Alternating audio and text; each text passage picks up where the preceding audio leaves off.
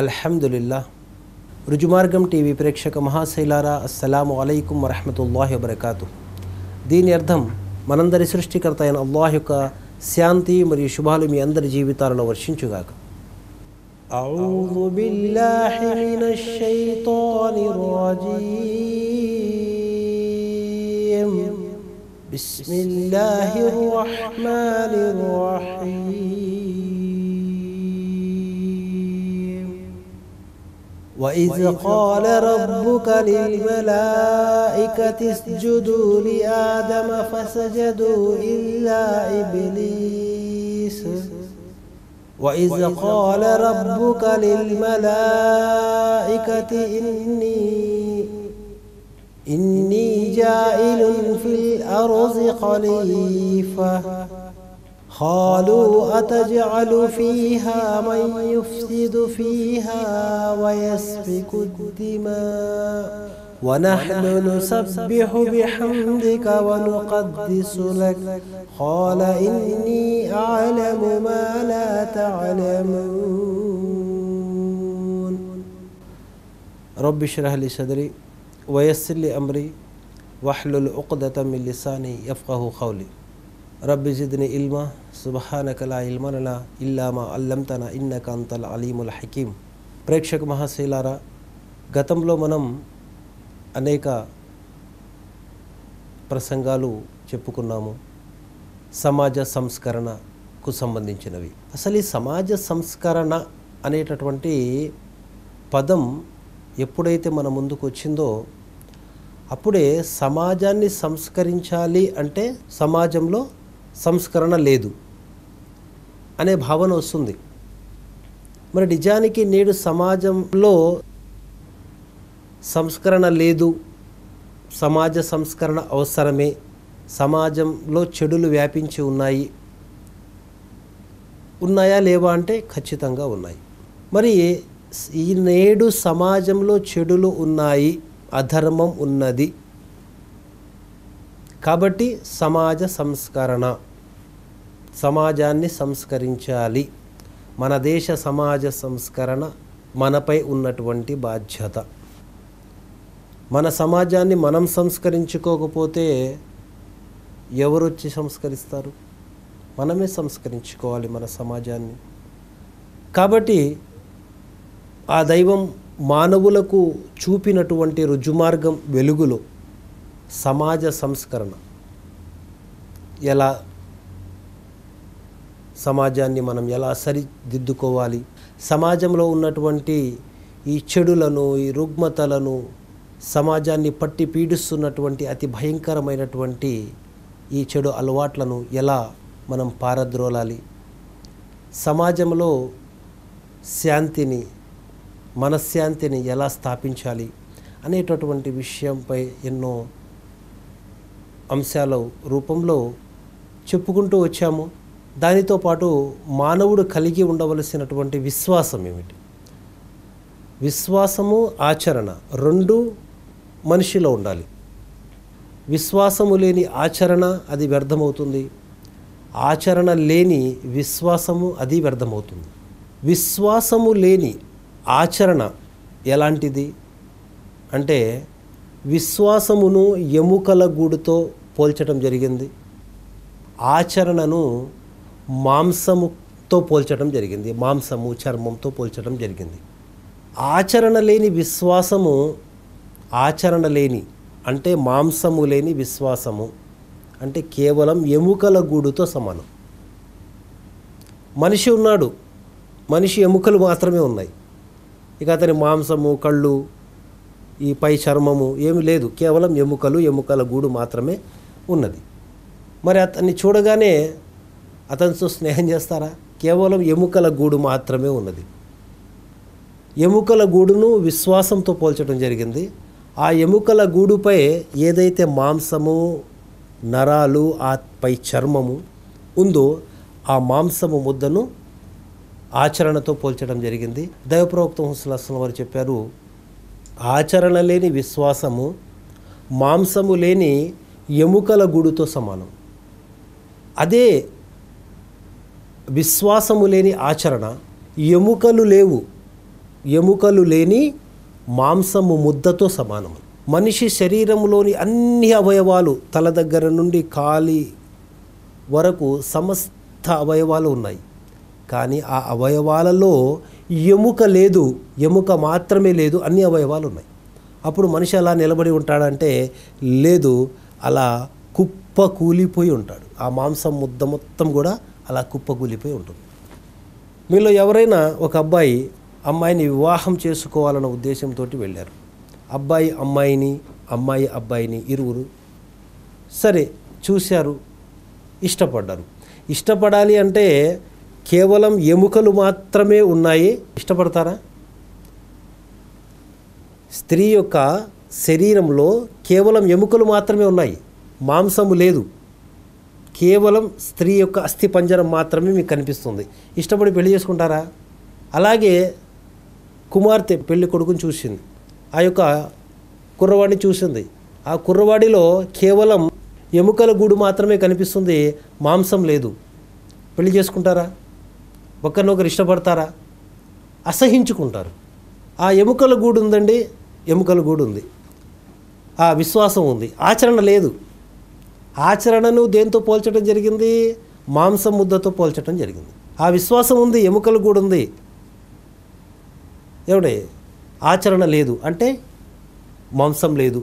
మరి ఒకరినొకరు అసహించుకుంటారే తప్ప ఒకరినొకరు ఇష్టపడటాన్ని, వివాహం చేసుకోవటాన్ని ఎంత మాత్రం అంగీకరించుకోరు.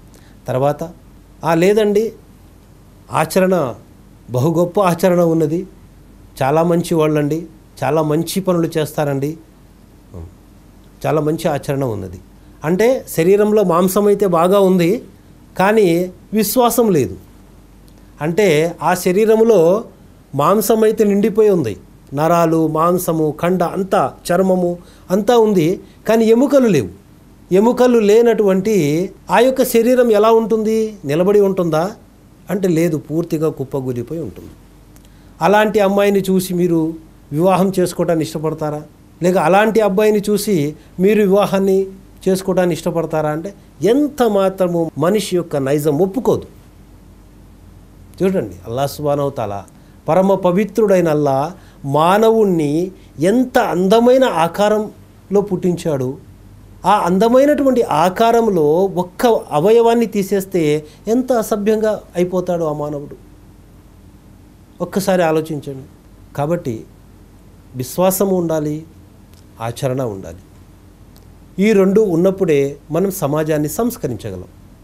మరి సమాజాన్ని సంస్కరించాలి అంటే మనకు ఒక ఆయుధం కావాలి.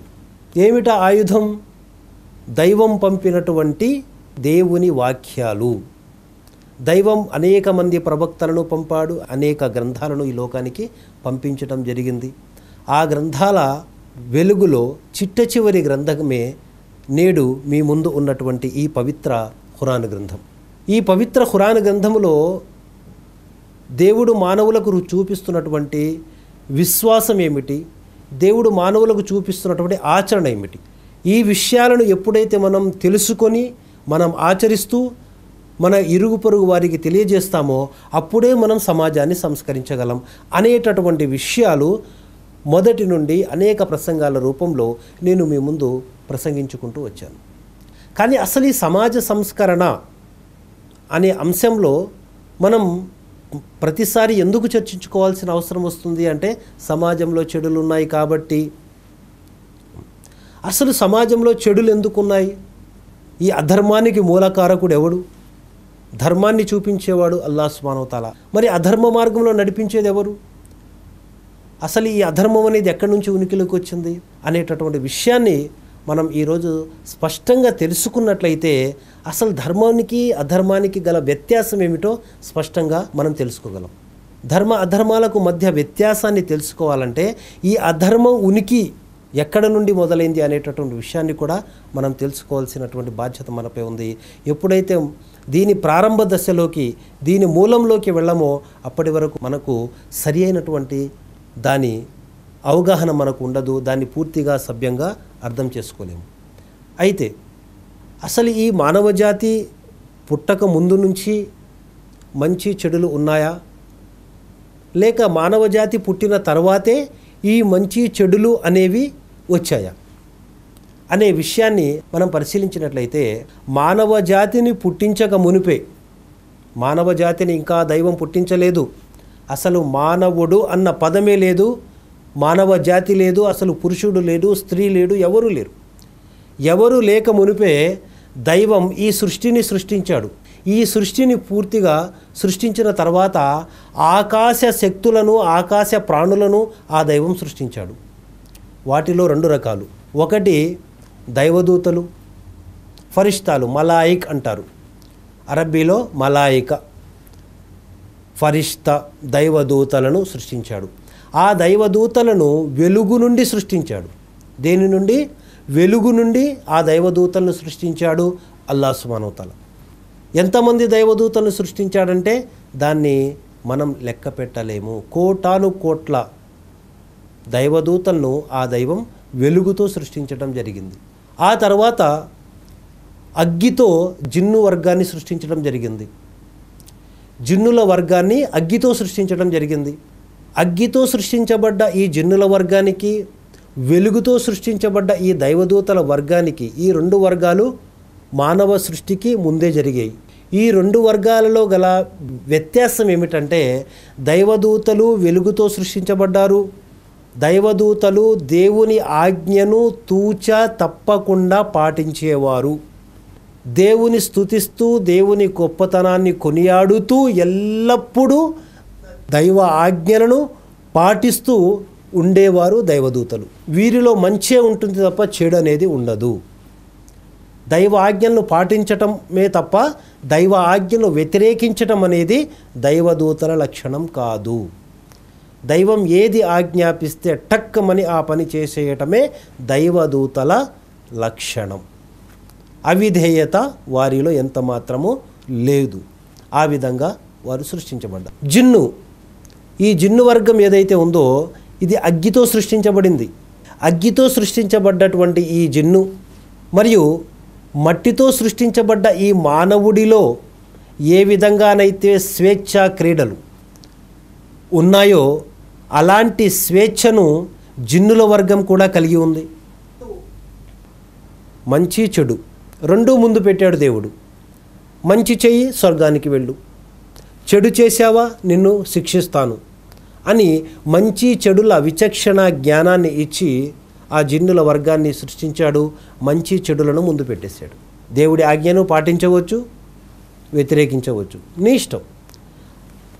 దేవుని ఆజ్ఞను పాటించావా నీకు స్వర్గం లభిస్తుంది, దేవుని ఆజ్ఞను వ్యతిరేకించావా నీకు నరకం లభిస్తుంది. ఈ విధంగా పరీక్ష నిమిత్తము ఈ జిన్ను వర్గం సృష్టించబడింది. ఆ తర్వాత మానవ సృష్టి ఉనికిలోకి వచ్చింది. వమా ఖలఖ్తుల్ జిన్న వల్ ఇన్స ఇల్లా లియాబుదున్, మేము జిన్నులను మరియు మానవులను మా ఆరాధన కొరకు తప్ప మరి దేని కొరకు నేను సృష్టించలేదు అనేసి ఆ దైవం ఖురాన్ గ్రంథంలో చెప్పడం జరుగుతుంది. పరీక్ష నిమిత్తం, దైవ ఆరాధన నిమిత్తం. దైవ ఆరాధన అంటే దైవ ఆజ్ఞల ప్రకారం జీవితం గడపటం. దైవ ఆజ్ఞల ప్రకారం జీవితం గడిపేందుకై జిన్నుల వర్గాన్ని మానవుల కంటే ముందు సృష్టించడం జరిగింది. ఆ యొక్క జిన్ను వర్గాలను ఆ తర్వాత వారిలో మంచి చెడుల విచక్షణ జ్ఞానము, స్వేచ్ఛ వారికి ఇవ్వటం జరిగింది. వారిలో మంచి జిన్నులు ఉన్నాయి, చెడు జిన్నులు ఉన్నాయి. మంచి మార్గాన్ని, ధర్మాన్ని, అల్లా యొక్క ఆజ్ఞలను పాటించేవారు ఉన్నారు. అందులో దేవుని ఆజ్ఞలను వ్యతిరేకించి తమ కోరికల ప్రకారం తమ జీవితాన్ని గడిపేటటువంటి చెడు అధర్మాన్ని అనుసరించేటటువంటి జిన్నులు కూడా ఉన్నారు. మరి ఈ 2 వర్గాలను, దైవదూతలను, జిన్నులను సృష్టించిన తర్వాత సర్వలోకాల సృష్టికర్త అయినటువంటి అల్లాహ్ సుబ్హానహు వ తఆలా మానవుల సృష్టిని ప్రారంభించటం జరిగింది. అప్పుడు మానవ సృష్టి ప్రారంభం అప్పుడు జరిగింది. దీనిని గురించి ఖురాన్ గ్రంథము సూరా బఖరా 2వ అధ్యాయం 30వ వాక్యంలో నేను ఏదైతే నా యొక్క ఖుత్బాలో చదివానో, వఇజ్ ఖాల రబ్బుక లిల్ మలాయికతి ఇన్నీ జాయిలున్ ఫిల్ అర్జి ఖలీఫా, నేను భూమిలో ఒక ప్రతినిధిని సృష్టించబోతున్నాను. దైవదూతల్ని అందరినీ పిలిచాడు అల్లాహ్ సుబ్హానహు వ తఆలా. దైవదూతలందరినీ పిలిచి అప్పుడు దైవదూతల ముందు ఈ విషయాన్ని ఉంచడం జరిగింది. నేను భూమిలో ఈ భూమిపై ఒక ప్రతినిధిని సృష్టించబోతున్నాను అని అల్లాహ్ సుబ్హానహు వ తఆలా దైవదూతలతో అన్నప్పుడు దైవదూతల ముందు ఈ విషయాన్ని ఉంచడం జరిగింది. అప్పుడు ఆ యొక్క దైవదూతలు ఏమంటున్నారంటే, నేను ఒక మానవ జాతిని సృష్టించబోతున్నాను, నేను ఒక మానవుణ్ణి సృష్టించబోతున్నాను, ఈ మానవ జాతిని నేను సృష్టించబోతున్నాను అనేటటువంటి విషయాన్ని అల్లాహ్ సుబ్హానహు వ తఆలా దైవదూతల ముందు ఉంచడం జరిగింది. అప్పుడు దైవదూతలు అల్లాహ్ సుబ్హానహు వ తఆలాతో ఏమంటున్నారంటే, ఖాలు అతజఅలు ఫీహా మన్ యుఫ్సిదు ఫీహా వయస్ఫికు దిమా వనహ్ను నుసబ్బిహు బిహమ్దిక వనుఖద్దిసు లక్.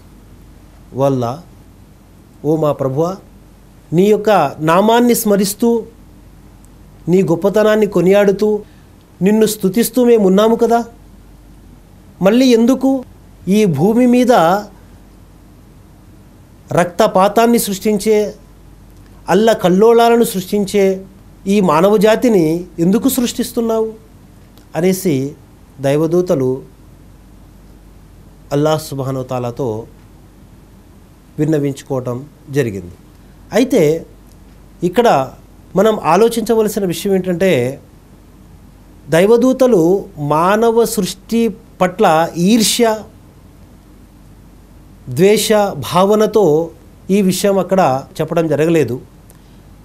వల్ల ఈ మానవ జాతిని సృష్టించడానికి గల మూల కారణం నిన్ను ఆరాధించటమే అయితే మేమున్నాము కదా, ఏనాడు నీ ఆజ్ఞను మేము జవదాటలేదు, ఏనాడు నీవు చెప్పిన దానికి వ్యతిరేకంగా మేము చేయలేదు, నీవు చెప్పిన ప్రతి ఆజ్ఞను మేము అనుసరిస్తున్నాము, ప్రతి క్షణం అనుక్షణం నిన్ను స్తుతిస్తున్నాము, నీ గొప్పతనాన్ని కొనియాడుతున్నాము, నిన్ను ఆరాధిస్తున్నాము, మేమున్నాము కదా నీ ఆరాధన నిమిత్తము.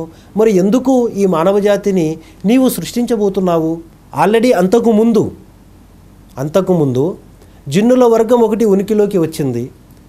జిన్నుల వర్గానికి మీ స్వేచ్ఛ ఇవ్వటం జరిగింది. వారిలో మంచి చెడు అనేటటువంటి భావనలు ఉంచటం జరిగింది పరీక్ష నిమిత్తం. అయితే వారిలో అధిక శాతం జిన్నులు మంచిని కోల్పోతూ చెడు వైపుకే మొగ్గారు. మరి అలాగే ఇప్పుడు మానవ జాతిని మీరు సృష్టిస్తున్నారు, మానవ జాతిని నీవు సృష్టిస్తున్నావు. మరి ఈ మానవ జాతి మళ్ళీ భూ వ్యవస్థను అస్తవ్యస్తం చేసి మరి రక్తాన్ని చిందించే ఈ మానవ జాతిని ఎందుకు సృష్టించబోతున్నావు అనేసి ఆ దైవదూతలు అల్లాహ్ సుబ్హానహు వ తఆలాను అడగటం జరిగింది. ఇక్కడ దైవదూతలు అల్లాహ్ సుబ్హానహు వ తఆలాని అడగటానికి గల కారణం ఉన్నది, కానీ ఈర్ష్య ద్వేషం అనేది లేదు. కారణం ఏమిటి అంటే, అల్లాహ్ను ఆరాధించటమే అయితే మేమున్నాము కదా, మళ్ళీ ఈ మానవ సృష్టి అనేది ఎందుకు అన్న విషయాన్ని తెలుసుకునేందుకు ఈ దైవదూతలు అల్లాహ్ సుబ్హానహు వ తఆలాని అడగటం జరిగింది. అప్పుడు అల్లాహ్ సుబ్హానహు వ తఆలా దైవదూతలతో ఈ విధంగా చెప్పడం జరిగింది. ఖాల ఇన్నీ ఆలము మా లా తాలమూన్. మీకు తెలియనివెన్నో విషయాలు నాకు తెలుసు. దైవదూతలకు ఎంతవరకు తెలుసు అంటే, అల్లాహ్ తెలియజేసిన కొన్ని విషయాల వరకు మాత్రమే వారికి తెలుసు. ఈ దైవదూతను ఈ పని నిమిత్తం పుట్టించటం జరిగింది, ఈ దైవదూతను ఈ పని నిమిత్తం ఉనికిలోకి తీసుకురావటం జరిగింది, అది వెలుగుతో. ఆ దైవదూత ఆ పని నిమిత్తమే అంతవరకే వారికి తెలుసు. ఈ దైవదూతకి ఇంతవరకు మాత్రమే తెలుసు. కానీ సృష్టిలో ఉన్నటువంటి పూర్తి రహస్యాలు ఇంకా ఏవేవైతే ఉన్నాయో అన్ని విషయాలు దైవదూతలకు తెలియవు. అన్ని విషయాలు తెలిసినది ఒక్క అల్లాహ్ సుబ్హానహు వ తఆలాకి మాత్రమే అన్న విషయము ఈ వాక్యం వెలుగులో మనకు తెలుస్తుంది. ఆ తర్వాత దైవదూతలతో అల్లాహ్ సుబ్హానహు వ తఆలా ఈ విషయాన్ని తెలియజేసిన తర్వాత మానవ జాతిని సృష్టించాలి అన్న విషయాన్ని తెలియజేసిన తర్వాత అల్లాహ్ సుబ్హానహు వ తఆలా ఏం చేశారయ్యా అంటే, ఖురాన్ గ్రంథం సూరా అల్ హిజ్ర్ సూరా నెంబర్ 15 ఆయత్ నెంబర్ 26, వలఖద్ ఖలఖ్నల్ ఇన్సాన మిన్ సల్సాలిన్ మిన్ హమఇన్ మస్నూన్. ఈ వాక్యంలో అల్లాహ్ సుబ్హానహు వ తఆలా తెలియజేస్తున్నటువంటి విషయం ఏమిటంటే, మేము మనిషిని కుళ్ళి బాగా ఎండిన మట్టితో సృష్టించాము. మేము మనిషిని ఎలా సృష్టించాము అనేటటువంటి విషయాన్ని అల్లాహ్ సుబ్హానహు వ తఆలా తెలియచేయడం జరుగుతుంది. ఇక్కడ మేము మనిషిని కుళ్ళి బాగా ఎండిన మట్టితో సృష్టించాము అనేటటువంటి విషయం ఇక్కడ తెలియచేయడం జరుగుతుంది. అల్లాహ్ సుబ్హానహు వ తఆలా దైవదూతలను ఈ భూమిదికి పంపించి సమస్త స్థలముల నుండి, ఒక్కొక్క భూభాగము నుండి ఒక్కొక్క పిరికెడు మట్టిని సేకరించి తీసుకురమ్మని దైవదూతలను ఈ భూమి మీదికి పంపించడం జరిగింది. ఆ దైవదూతలు వచ్చి ఒక్కొక్క భూభాగము నుండి ఒక్కొక్క పిరికెడు మట్టిని తీసుకొని వెళ్ళారు. ఆ తర్వాత ఈ మట్టితో సర్వలోకాల సృష్టికర్త అయినటువంటి అల్లాహ్ సుబ్హానహు వ తఆలా మొట్టమొదటి మానవుడిని తయారు చేయటం జరిగింది. ఈ మొట్టమొదటి మానవుడిని ఎప్పుడైతే ఆ దైవం తయారు చేశాడో ఆ తర్వాత అది ఆరబెట్టడం జరిగింది.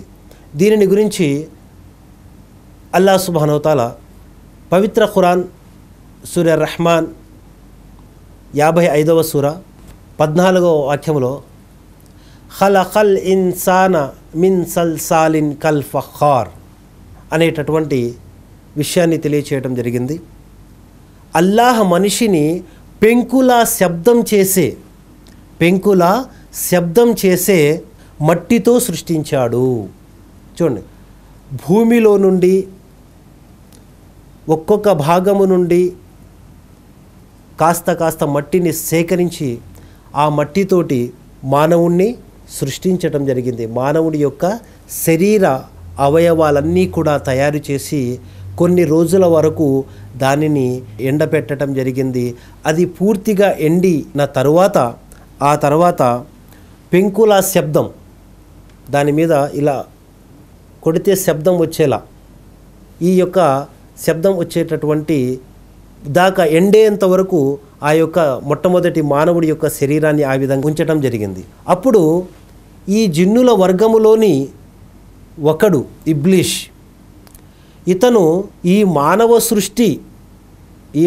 సృష్టి మొట్టమొదటి మానవుడిని తయారు చేసినటువంటి ఆ యొక్క మానవుడి యొక్క దేహము ముక్కు రంధ్రము గుండా కడుపులోకి వెళ్ళి కడుపులో అంతటా కూడా తిరుగుతూ ఆ లోపల అవయవాలన్నీ కూడా చూస్తూ వాయు రంధ్రము గుండా బయటికి వచ్చి ఈ విధంగా ఒక హేళనగా తనేదో ఇబ్లీష్ గొప్పవాడుగా, అగ్గితో సృష్టించబడ్డవాడుగా, ఈ మానవ జాతి ఏదో మట్టితో, అది కూడా కుళ్ళినటువంటి జిగుటు కలిగినటువంటి మట్టితో సృష్టించబడినట్టుగా, ఎంతో తక్కువ చూపుతోటి ఈ యొక్క మొట్టమొదటి మానవుడైనటువంటి ఆదం అలైహిస్సలాం యొక్క దేహాన్ని చూస్తూ ఒక హేళనగా ముక్కు రంధ్రము గుండా లోపలికి వెళ్తూ బయటికి వస్తూ ఉండేవాడు. ఆ తర్వాత ఎప్పుడైతే అది ఆ యొక్క మట్టి ఆరటం ప్రారంభమై పూర్తిగా ఆరిపోయిందో అప్పుడు అల్లాహ్ సుబ్హానహు వ తఆలా అతనిలో ప్రాణం పోయటం జరిగింది. అల్లాహ్ సుబ్హానహు వ తఆలా ప్రాణం పోయటం జరిగింది. అల్లాహ్ తన ఆత్మను వేయటం జరిగింది. అప్పుడు ఆ మొట్టమొదటి మానవులందరి తండ్రి అయినటువంటి ఆదం అలైహిస్సలాం ఎప్పుడైతే అతనిలో ప్రాణం పోయటం జరిగిందో అల్హమ్దులిల్లాహి అనే పదం ఉపయోగించారు. అప్పుడు ఈ శబ్దం వెంటనే అల్లాహ్ సుబ్హానహు వ తఆలా యా రహ్మకుముల్లా అనేటటువంటి పదం ఉపయోగించడం జరిగింది. ఈ విధంగా మొట్టమొదటి మానవుడైనటువంటి ఆదం అలైహిస్సలాం యొక్క సృష్టి ఉనికిలోకి రావటం జరిగింది. ఆ మొట్టమొదటి మానవుడైనటువంటి ఆదం అలైహిస్సలాం పుట్టించిన తరువాత మరి అంతకుముందు మానవ జాతి లేదు, అసలు మానవుడన్న వాడే లేడు. అటువంటప్పుడు అంతకుముందు ఉన్నది కేవలం దైవదూతలు మరియు జిన్ను వర్గము. ఆ జిన్ను వర్గములో నుండే ఆ అగ్గితో సృష్టించబడ్డటువంటి ఆ ఇబ్లీష్ మరియు ఈ శైతాన్, వీరిద్దరి మధ్య జరిగినటువంటి సందర్భము, అల్లాహ్ యొక్క ఆజ్ఞ, ఆ తర్వాత మరి ఈ మొట్టమొదటి మానవుడైనటువంటి ఆదం అలైహిస్సలాం మరియు ఇబ్లీష్ మధ్య ఉన్నటువంటి శత్రుభావం ఇవన్నీ కూడా ఎలా చెలరేగాయి అనేటటువంటి విషయాన్ని ఇన్షాల్లా నెక్స్ట్ ఎపిసోడ్తో మనం కలుద్దాము. వాఖిరు దావనా అల్హమ్దులిల్లాహి రబ్బిల్ ఆలమీన్. అస్సలాము అలైకుం వరహ్మతుల్లాహి వబరకాతుహు.